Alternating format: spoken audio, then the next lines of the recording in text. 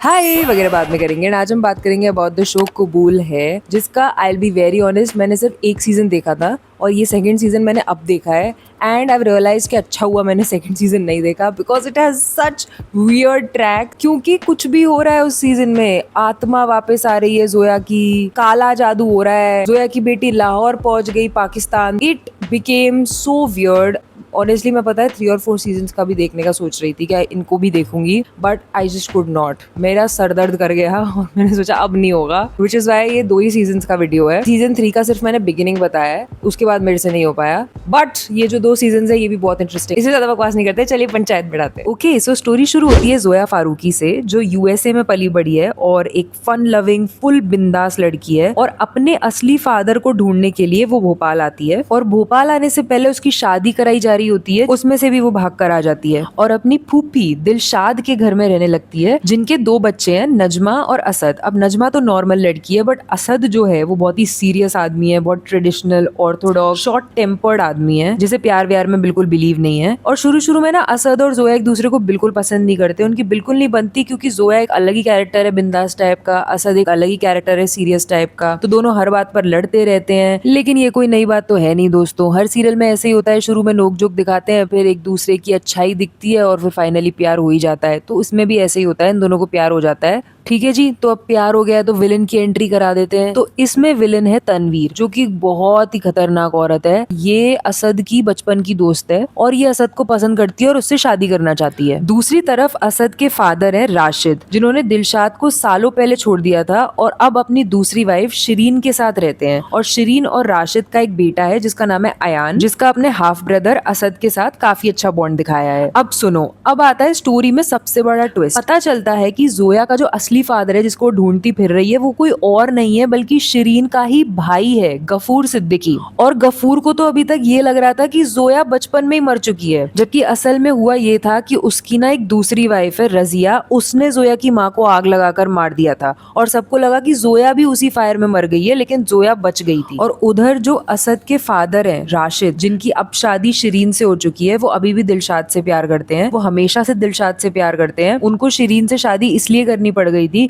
क्योंकि उनपे फैमिली का प्रेशर आ गया था, अदरवाइज वो कभी शिरीन से शादी नहीं करते। मतलब पूरी सीरीज में ये दिखाया है कि ही स्टिल लव्स दिलशाद और दिलशाद भी उनसे अभी तक प्यार करती है, लेकिन असद उनसे इस बात के लिए नाराज रहता है कि उन्होंने बचपन में उसको और उसकी अम्मी को छोड़ दिया था। अब होता क्या है कि शिरीन धीरे धीरे रियलाइज करने लगती है कि राशिद उससे प्यार नहीं करता है और वो और ज्यादा नहीं देख पा रही है राशिद को उस गिल्ट में जीते हुए कि उसने दिलशाद को छोड़ दिया उसकी वजह से। तो इसीलिए शिरीन डिसाइड करती है कि वो अब इस लवलेस मैरिज में नहीं रहेगी और वो राशिद को छोड़ देती है, जिसके बाद राशिद और दिलशाद एक साथ आ जाते हैं। अब मैंने बताया ना, शिरीन का एक भाई है गफूर, उसकी एक बेटी है हुमायरा, वो अयान से प्यार करती है, लेकिन अयान उसे छोड़कर चला जाता है। और उसी समय होती है स्टोरी में हैदर की एंट्री, जो अपने पेरेंट्स की डेथ का बदला लेने आया होता है। और लेकिन बाद में पता चलता है कि हैदर तो एक्चुअली जोया का ही भाई है जो खो गया था, और वो हुमैरा से प्यार करने लगता है। तो फाइनली हुमैरा की शादी हैदर से हो जाती है, जिसके बाद हमारे मेन लीड्स असद और जोया, उनकी भी शादी हो जाती है और उनके 2 बेटियां दिखाई हैं, सनम और सहर। क्योंकि मतलब जनरेशन आगे ले जाना है, शो आगे बढ़ाना है, खींचना भी तो है, तो उसमें काम आएंगी सनम और सहर। उधर जो हैदर है वो और प्रेग्नेंट हुमायरा दुबई चले जाते हैं। और यहाँ आता है स्टोरी का सबसे बड़ा सैड मोमेंट, क्योंकि तनवीर जो है वो अभी तक जोया और असद के पीछे पड़ी हुई है। तो वो जोया और असद को ढूंढ लेती है और वो उन दोनों को बेरहमी से चाकू मार मार कर उनकी हत्या कर देती है और उनके घर को आग लगा देती है, जिसमें दिलशाद कैसे भी करके सनम और नजमा की बेटी हया को बचा लेती है, लेकिन सहर उस आग में खो जाती है। जिसके बाद आता है 20 साल का लीप, जिसमें दिखाया है कि दिलशाद, हया और सनम पंजाब में रहते हैं और सनम एक ढाबा चलाती है, जहाँ पे उसकी मुलाकात होती है एक बिजनेसमैन से जिसका नाम है आहिल राजा इब्राहिम, जो मैडम तनवीर का सौतेला बेटा है, जो कुछ काम से पंजाब आया होता है। बार बार ये लोग मिलते हैं कोइंसिडेंटली, बार बार इन दोनों की लड़ाई होती है, जिसके बाद सनम इसको थप्पड़ मार देती है इसके रूड बिहेवियर के लिए। मतलब वो आहिल को पहले से ही नोटिस कर रही होती है कि वो एरोगेंट वगैरह है, तो एक दिन वो ढाबे पे आकर उसके खाने की इंसल्ट करता है और उसे फेंक देता है जमीन पर,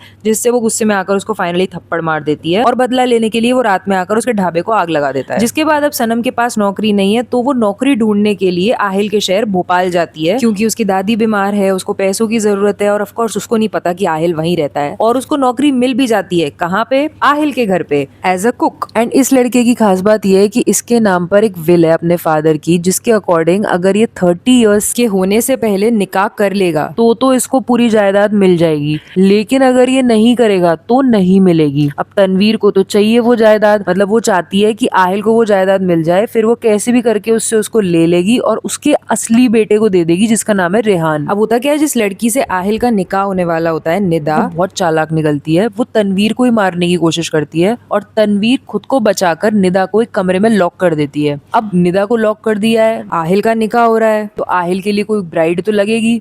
तो तनवीर सनम को अप्रोच करती है जो उसके घर में एज अ कुक काम कर रही है। अब आप लोग सोच रहे होंगे कि तनवीर को कैसे नहीं पता कि ये जोया की बेटी है या जोया के जैसे दिखती है। एक्चुअली जब असद और जोया जिंदा भी थे ना, तो तनवीर की एक आंख काम नहीं करती थी, उसकी एक आंख पत्थर की थी। तो पहले भी उसको एक आंख से ही दिखता था, लेकिन जब उसने असद और जोया को मारा तो जोया से झगड़ा करते वक्त उसकी हाथापाई में उसने अपनी दूसरी आंख भी गवा दी और वो पूरी तरह से अंधी हो गई। तो 20 साल के लीप के बाद ये दिखाया है कि तनवीर को कुछ भी दिखता नहीं है, इसीलिए वो सनम को नहीं पहचान पाई। तो इसलिए उसने सनम को ऐसे अर्जेंटली अप्रोच किया कि ऐसे 3 महीने के कॉन्ट्रैक्ट मैरिज में तुम आ जाओ, मैं तुम्हारी दादी के इलाज के लिए पैसे भी दे दूंगी और आहिल की भी मजबूरी है क्योंकि वरना उसके हाथ से जायदाद वगैरह निकल जाएगी। तो वो मान जाती है कि ठीक है, दोनों का फायदा है, और उसको लगता है कि आहिल को भी पता होगा इसके बारे में। और जब वो वहां जाके बैठ जाती है और उसका नाम लिया जाता है, तब आहिल को पता चलता है कि अरे यहाँ तो निदा की जगह सनम बैठ गई है। एंड उसको निदा से इतना लेना देना नहीं होता है, वो तो सिर्फ अपने फादर की वो जो विल है उसके अकॉर्डिंग चलने के लिए निदा से निकाह कर रहा होता है। अब देखो एक चीज समझो, सनम को तो पता है कि उसका निकाह आहिल से हो रहा है, लेकिन आहिल को नहीं पता था कि उसका निकाह सनम से हो रहा है। तो जब सनम से पूछा जाता है कि आपको ये निकाह कबूल है, तो वो हाँ कर देती है, बिकॉज उसको लग रहा है 3 महीने का कॉन्ट्रैक्ट है, आहिल को पता होगा। लेकिन आहिल को ये चीज नहीं पता होती है। तो आहिल से जब पूछा जाता है कि आपको क्या सनम से निकाह कबूल है, तो वो शौक में चला जाता है। लेकिन तनवीर वहीं खड़ी होती है और वो उसको बोलती है कि अगर तुम्हें अपनी फैमिली की जायदाद वगैरह चाहिए तो तुम्हें ये करना पड़ेगा। तो वो कर तो लेता है, लेकिन वो सनम को बहुत लालची लड़की समझता है, बिकॉज उसने सब कुछ पैसे के लिए किया होता है। तो पहले तो दोनों एक दूसरे को बिल्कुल पसंद नहीं करते, लेकिन धीरे धीरे इन दोनों में भी प्यार हो जाता है। तो जब 3 महीने बाद तनवीर डिवोर्स के पेपर्स लेकर आती है कि लो अब डिवोर्स ले लो, वो दोनों मना कर देते हैं, डिवोर्स के पेपर्स फाड़ देते हैं, बिकॉज अब उन दोनों को डीपली प्यार हो चुका है। और हाँ, वो जो नजमा की बेटी थी ना, हया, उसकी लाइफ में भी 2 भाई आ चुके हैं, एक फैज और एक राहत, जिसमें से फैज जो है वो तो बड़ा भाई है और राहत छोटा भाई है। अब फैज जो है वो एक बहुत ही ऑब्सेसिव पर्सन दिखाया है, जिसको हया से प्यार हो जाता है और राहत को भी हया से प्यार हो जाता है, बट वो एक अच्छा इंसान है। तो हया जो है वो राहत को चूज कर लेती है, लेकिन जब वो उसको चूज करती है तो फैज को ये लोग विलन बना देते हैं और फैज जो है वो हया और राहत की जान के पीछे पड़ जाता है, उन्हें मारने की कोशिश करता है, लेकिन आखिरकार खुद फैज की ही मौत हो जाती है और हया और राहत एक हो जाते हैं। अब क्योंकि आहिल और सनम को रियल में प्यार हो चुका है, तो ये दोनों रीमैरिज करने का डिसाइड करते हैं। लेकिन इन 3 महीनों में कुछ और भी हो चुका है। बेसिकली जब इनकी शादी को 1 ही महीना हुआ था, तो रजिया भी जो थी ना, जोया के असली फादर गफूर की दूसरी वाइफ, जिन्होंने जोया की मदर को मार दिया था, उनकी री एंट्री होती है और उन्हें दिलशाद दिख जाती है एक हॉस्पिटल के बाहर, और दिलशाद के थ्रू उन्हें सनम दिख जाती है आहिल के मेंशन में। तो वो तनवीर को जाके सब कुछ बता देती है कि ऐसे तुम्हारे मेंशन में तो जोया की बेटी रह रही है, और तनवीर खुद ब्लाइंड है, उसको तो दिखता नहीं है। तो वो रजिया की बात सुनकर एकदम हिल गई, पर अपनी आंखों से सनम का चेहरा देखकर कंफर्म ही नहीं कर सकती थी। फिर 3 महीने पूरे होने के बाद ये दोनों प्यार में पड़ गए, तो उन्होंने कॉन्ट्रैक्ट मैरिज तोड़ने के लिए भी मना कर दिया। तो आहिल और सनम की री मैरिज से पहले होती है सुनहरी की एंट्री। अभी जो सुनहरी है ये वही है सहर, जो सनम की एक ट्विन बहन थी जो आग में खो गई थी। वो एक्चुअली जिंदा है और सड़कों पे उसने अपने आप को खुद ही बड़ा किया है, और वो अब एक कॉन आर्टिस्ट बन चुकी है। तो वो आहिल के घर में चोरी करने के लिए घुसती है, जब रजिया भी उसको देख लेती है और उनको रियलाइज होता है कि अरे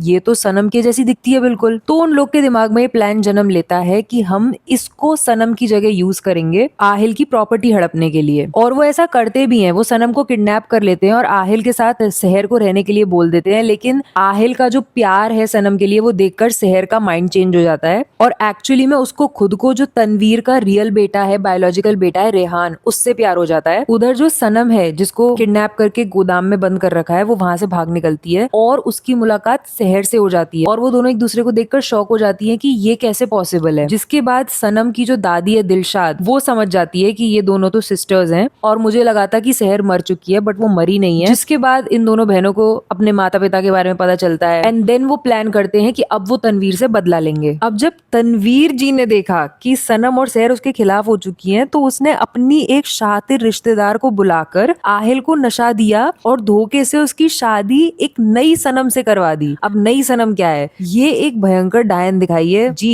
ये शो अब डायन वाला हो चुका है, जो आहिल पर काला जादू करती है ताकि वो रियल सनम को भूल जाए। एंड इसी बीच आहिल को क्या पता चलता है कि उसके जो फादर हैं, जिनकी विल के ऊपर सब कुछ ये हो रहा है, वो तो एक्चुअली अभी भी जिंदा है। तनवीर ने उसको इतने साल से छुपा के रखा हुआ था ताकि वो प्रॉपर्टी प्रॉपर्टी वगैरह हड़प सके। और इतने टाइम से आहिल को लगता था कि उसने अपने पिता को मारा है। बेसिकली इसके फादर जो थे वो बहुत अब्यूजिव थे, उसे बचपन में कूट रहे थे आहिल को। तो तनवीर ने उन पर गोली चला दी थी और गन चालाकी से आहिल के हाथ में पकड़ा दी। और क्योंकि वो बच्चा था, उसे मारा गया था, फिर उसने खून देखा, गन देखी, तो वो एकदम बेहोश हो गया। तनवीर ने उसके दिमाग में ये बात भर दी कि उसने उसके फादर को मार डाला है, और इतना ब्रेन वॉश कर दिया था उसका कि वो बड़े होने तक यही समझता था कि उसके हाथ से गलती से उसके फादर की मौत हो गई है। तो अब तो उसको पता चल चुका है कि उसके फादर जिंदा है, तो उसके सामने सारा सच आ जाता है कि एग्जैक्टली क्या हुआ था। तो आहिल फाइनली तनवीर को अपनी जिंदगी से बाहर निकाल देता है, जिसके बाद तनवीर उस पर अटैक कर देती है, लेकिन गलती से आहिल को मारने की जगह वो अपने बेटे रेहान को मार डालती है। जिसके बाद आता है एक टिपिकल टीवी सीरियल वाला ट्विस्ट, मतलब जोया की जो आत्मा है ना वो वापस आ जाती है और वो तनवीर को मार देती है। अब ये जो फेक सनम घूम रही है, हाँ अभी तो ये बची है, तो ये क्या करती है, ये शहर को किडनैप कर लेती है और सनम को उसकी फोटो खींच के बेचती है और बोलती है कि वो शहर को एक प्रोस्टिट्यूशन रैकेट और एक दुबई शेख के हाथ में बेच देगी, क्योंकि उसके पास गुंडों और ह्यूमन ट्रैफिकर्स का नेटवर्क है। और अगर सनम चाहती है कि शहर को बचा ले तो वो आहिल की जिंदगी से दूर चली जाए। अब सनम जो है वो एकदम पैनिक कर जाती है और वो ढूंढने की कोशिश करती है कि ये लोग शहर को कहाँ लेकर जा रहे हैं। तो वो एक पिंजरे में बंद करके शहर को ट्रक में लेकर जा रहे थे। तो सनम उस ट्रक का पता लगा लेती है, उस ट्रक का पीछा भी करती है, लेकिन शहर जो है वो उस ट्रक से बाहर निकलकर भाग जाती है और सनम उसी ट्रक में रह जाती है। लेकिन भागते वक्त गुंडे शहर के पीछे पड़ गए और सड़क पार करते समय शहर एक दूसरे ट्रक से टकरा गई, जहां उसकी ऑन द स्पॉट मौत हो गई। एंड अभी तो रुको, इसी अफरा तफरी में सनम वाला जो ट्रक था ना जिसमें वो बंद हो गई है गलती से, उसके साथ भी एक हादसा हो गया और सनम एक नदी में गिर गई। और जब वो पानी से बाहर निकली तो वो लाहौर के बॉर्डर पर थी, मतलब पाकिस्तान पहुंच गई थी और अपना सब कुछ, नाम पहचान, मेमोरी, सब कुछ भूल चुकी थी। और पाकिस्तान पहुंचने के बाद उसको एक आर्मी मेजर बचा लेते हैं और वहां पर उसकी आइडेंटिटी छुपाकर उसको अपनी वाइफ जन्नत के नाम से इंट्रोड्यूस करते हैं। जिसके बाद सीजन 2 का एंड हो जाता है और सीजन 3 बिगिन हो जाता है। एंड इसके आगे के 2 और सीजन है, लेकिन आई वुड सजेस्ट कि इस शो के आगे के 2 सीजन देखने से बेटर है कि तुम सौभाग्यवती भवा देख लो। ये जो आहिल का कैरेक्टर है जो करणवीर बोहरा ने प्ले किया है, उसमें उन्होंने विराज का कैरेक्टर प्ले किया और क्या बेहतरीन प्ले किया है। वो शो अपने आप में क्रेजी है, मतलब उसमें ट्विस्ट एंड टर्न्स भी आ रहे हैं तो एक सेंसिबल वे में आ रहे हैं। ऐसे नहीं है कि कुछ भी हो रहा है, फेक सनम बन रही है और जोया की आत्मा आके तनवीर को मार रही है। मतलब वो शो सुपर नेचुरल नहीं हुआ था किसी भी पॉइंट पर, ये शो तो सुपर नेचुरल हो गया भाई धीरे धीरे। तुम देखो, तुम सौभाग्यवती भवा देखो, इस पे मैंने वीडियो भी बनाया था, स्क्रीन पे लगा रही हूँ, मस्ट वॉच है। इंटरेस्ट हो तो चला के देख लेना।